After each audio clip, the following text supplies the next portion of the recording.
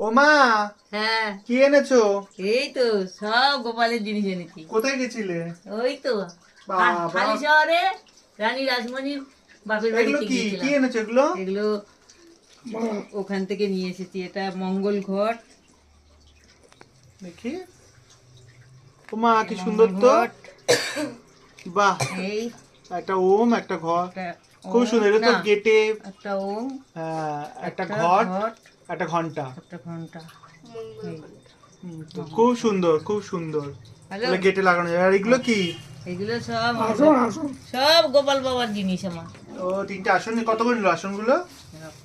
আসনগুলো কত করে নিয়েছে? সব 20 টাকা করে। বা কয়টা করে নিয়েছে? কম নিয়েছে তাহলে। আর এগুলো কি আবার? এগুলো এনেছি। ও মা, এটা আমার দিদি বানাতো বড়দি। হ্যাঁ, বাহ, খুব সুন্দর নিয়েছো তো।